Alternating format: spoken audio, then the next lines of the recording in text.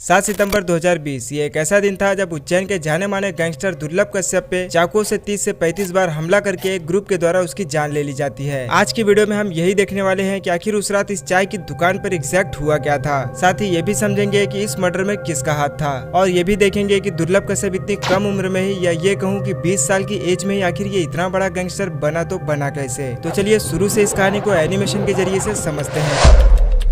8 नवंबर 2000 वो दिन था जब मध्य प्रदेश के उज्जैन के एक शहर अब्दालपुर में दुर्लभ कश्यप का जन्म होता है, जहां मां का नाम पद्मा था जो उज्जैन में एक स्कूल में टीचर थी और पिता का नाम था मनोज कश्यप जो अपना खुद का ही बिजनेस चलाते थे। बच्चे का नाम दुर्लभ इसके माता पिता ने इसलिए रखा था क्योंकि कई मिन्नतों के बाद उन्हें एक संतान हुई थी और माँ को पूरा भरोसा था कि हमारा बेटा बड़ा होकर बड़ा काम जरूर करेगा। लेकिन किसे पता था कि ये बड़ा काम क्राइम की दुनिया की तरफ होगा। खैर क्लास 8 और 9th में ही दुर्लभ अपने स्कूल में पढ़ने वाले बच्चों के बीच होने वाले झगड़ों को सॉल्व करने के लिए बीच में जाया करता था और लकीली उन्हें सॉल्व भी कर देता था। देखते ही देखते स्कूल के सारे बच्चों के बीच में कश्यप का दबदबा बढ़ने लग गया था और महज 16 साल की उम्र में ही अपने स्कूल के साथ कश्यप आसपास के इलाकों में भी काफी ज्यादा फेमस हो गया था। जहाँ छोटी मोटी लड़ाइयाँ हो या कोई और काम हो, लोग दुर्लभ के ही पास आने लगे थे। लोग उसे प्यार से कोहिनूर बुलाने लगे और इसी सब के चलते दुर्लभ का पढ़ाई में मन ही नहीं लगता था और क्लास 10 तक आते आते दुर्लभ की पढ़ाई पूरी तरीके से छूट जाती है। अब इस समय तक दुर्लभ को यह बात समझ आ गया था कि उसे किस काम को करने में ज्यादा खुशी मिलती है और अब दुर्लभ की सोच ये बन गई थी कि उसे उज्जैन का या ये कहूँ कि गैंगस्टर की दुनिया का सबसे बड़ा डॉन बनने की इच्छा उसके दिल में आ गई थी। खैर ये वो समय था जब एक रैली के दौरान दुर्लभ की मुलाकात ऐसे ही क्राइम करने वाले लोगों से होने लगी, जिसमें सबसे खतरनाक था ये हेमंत वाड़िया उर्फ बौखला।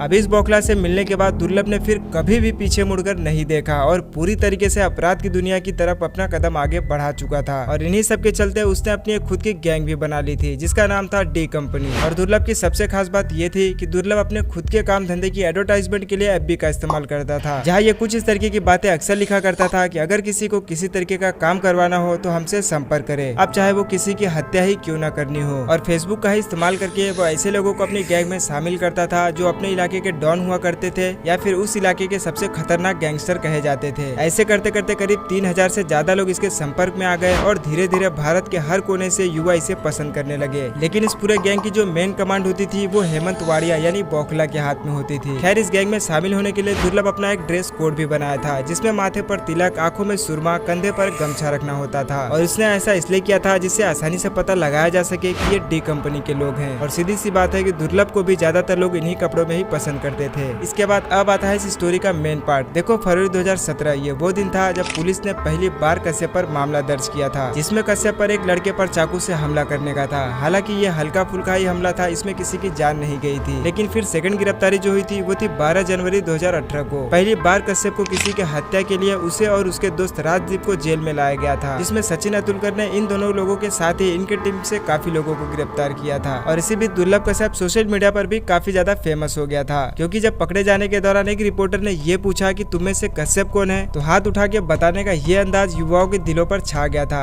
जो इस तरीके के कामों को किया करते थे। और इसके बाद दुर्लभ की पॉपुलैरिटी और भी ज्यादा बढ़ गई और उस समय जब दुर्लभ को गिरफ्तार किया गया था तो उसे शुरू में उज्जैन के एक जेल में रखा गया था, जहाँ सचिन अतुलकर ने कश्यप को ये भी बात कही थी कि कश्यप जब तक तुम जेल में हो तभी तक सुरक्षित हो, क्योंकि इतनी छोटी उम्र में ही तुमने इतने ज्यादा दुश्मन पाल लिए हैं कि बाहर निकलते ही कोई भी तुम्हें मार देगा। और हुआ भी कुछ ऐसा ही। खैर टॉपिक पर वापस आते हैं। नाबालिग होने की वजह से कश्यप ने हाई कोर्ट में अपील की तो हाई कोर्ट ने उसे बाल सुधार केंद्र में भेजने का फैसला कर दिया। कुछ महीने वहाँ अकेले बिताने के बाद वो काफी ज्यादा सुधर गया था और जेल से बाहर आने के बाद वो खुद का बिजनेस भी शुरू करना चाहता था। लेकिन इसी बीच आ गया था 2020, जहाँ पूरे देश में लॉकडाउन की स्थिति हो गई थी। तो उस समय दुर्लभ ने भी बिजनेस का प्लान कैंसिल करके इंदौर से मजबूरन दुर्लभ को उज्जैन अपनी माँ के पास आना पड़ा। यहाँ आपको एक बात ये पता होनी चाहिए कि दुर्लभ के माता पिता के आपस में ना बनने की वजह से ही ये अलग अलग रहते थे, जिसमें कश्यप कभी अपने माँ के पास रहता था, कभी अपने पिता के पास, क्योंकि वो दोनों से ही बहुत ही ज्यादा प्यार करता था। खैर आखिर वो दिन आ गया जब लॉकडाउन की वजह से दुर्लभ उज्जैन अपने मम्मी के यहाँ पर आ जाता है और कुछ महीने यहाँ रहने के बाद और लॉकडाउन का लंबा समय चलने की वजह से वो इस बात से काफी ज्यादा ऊब जाता है और कॉल करके 6 सितंबर 2020 को अपने दोस्तों को घर पर खाने के लिए इनवाइट कर देता है, क्योंकि 6 सितंबर तक लॉकडाउन की स्थिति भी काफी ज्यादा नॉर्मल हो चुकी थी। इसके बाद दुर्लभ के सभी दोस्त उसके घर आते हैं और फिर रात का खाना खाते हैं और कुछ बातचीत करते हैं। तभी दुर्लभ के दोस्त का मन बाहर जाकर चाय और सिगरेट पीने का करता है। लेकिन दिक्कत ये थी कि इस समय तक रात के 1 बज चुके थे और रात के 1 बजे तक चाय की सभी दुकानें बंद हो जाती है। तभी इनमें से एक दोस्त ये कहता है कि मैं अभी हेलावाड़ी क्षेत्र से ही आ रहा हूँ और मैं हेलावाड़ी में एक चाय की दुकान को जानता हूँ जो रात भर खुली रहती है। तभी करीब रात के 1 बजे सभी अपनी बाइक्स उठाकर हेलावाड़ी की उस दुकान की तरफ निकल जाते हैं, जहाँ सभी पहुंचकर चाय पी रहे होते हैं कि वहाँ पर अपनी कार से कुछ और लोग पहुंच जाते हैं। रुको, ये तो समझ लो कि आखिर ये लोग है कौन। देखो, जिस इलाके में अभी दुर्लभ बैठा है ये हेलावाड़ी है, और इस इलाके में जिस गैंग का दबदबा चलता था वो था केकेसी यानी कुत्ता कमीना चीज, जिसका लीडर था रमीज खान। और अभी यहाँ पे इसी गैंग के मेंबर मौजूद है। यही है केकेसी के लोग, जिसमें ये शहनवाज इसमें से सबसे खास है। और यहाँ बैठा है ये सादाब जहरीला, जो कि शहनवाज का भाई था। अब केकेसी के लोग इस समय यहाँ पर इसलिए पहुंच गए क्योंकि जिस चाय की दुकान पर ये लोग बैठे हैं ये इसी ग्रुप के लीडर रमीज का भाई चलाता था, जिसका नाम था अमन उर्फ भूरा। अब यहाँ पर यह भी हो सकता है कि शायद हो सकता है कि कश्यप के यहाँ होने की खबर इसी ने दी हो। खैर, जब यहाँ पर केकेसी और डी कंपनी दोनों आमने सामने आ जाती है तो दोनों में बहुत ही भयानक बहस हो जाती है। और बहस में कश्यप को इतना ज्यादा गुस्सा आ जाता है कि उसने फौरन अपनी पिस्टल निकाली और सीधा शहनवाज पर गोली चला दी, बिना कुछ भी सोचे समझे। हालांकि किस्मत अच्छी है और गोली हल्की से मिस हो गई और गले के पास से गुजर गई। फिर क्या, शहनवाज के गिरते ही बाकी के लोग गुस्से में कश्यप पर हमला कर देते हैं। बाकी कश्यप के दोस्त के पास कोई हथियार न होने की वजह से ये सब भागने लगे, और दोस्तों को भागता हुआ देख कश्यप कुछ समझ नहीं पाया और भागने की वो भी कोशिश करने लगा। आप यहाँ पे ये भी जानकर हैरान हो जाओगे कि भागने वाले कश्यप के सारे खास दोस्त ही थे। इसमें से ये एक राजदीप मंडोई, कश्यप का जो बहुत ही खास मित्र था। खैर, बाकी लोग भागने में तो सफल रहे, लेकिन कश्यप को चारों तरफ से घेर लिया गया, क्योंकि टारगेट भी तो यही था। अब कश्यप शहनवाज, राजा, सिराज बाबा और सदाब के द्वारा चारों तरफ से घेर लिया जाता है। फिर क्या था, एक के बाद एक इन सबने मिलकर 30 से 35 बार कश्यप पर चाकू से हमला किया और उसे इतनी बुरी तरीके से घायल कर दिया कि शब्दों में बताना ये इम्पॉसिबल है। और फिर वहीं पास में खड़े इस चाय वाले ने कोई कसर नहीं छोड़ी और उसने ये कहा कि इसे आज ही पूरी तरीके से मार डालो, नहीं तो आगे चल के ये बहुत बड़ी प्रॉब्लम खड़ी कर देगा। खैर, इस समय रात के 2 बज रहे थे, सब अपने घरों में सो रहे थे और केकेसी के लोग अपना काम खत्म करके चुपचाप यहाँ से चले जाते हैं। और सुबह पुलिस को कश्यप की बॉडी यहाँ पर बिना शर्ट की ऐसी हालत में मिली, एक छोटे से चौल में। पूरे शरीर पर कई बार चाकू से वार किया गया था और पूरा शरीर खून से लथपथ था। ये बताना तो बहुत ज्यादा मुश्किल है कि कितनी दूर तक उसे दड़ा दड़ा कर मारा गया है। खैर, अगर उस दिन कश्यप के दोस्त थोड़ी सी और हिम्मत दिखाते तो शायद कश्यप आज जिंदा होता था, लेकिन बात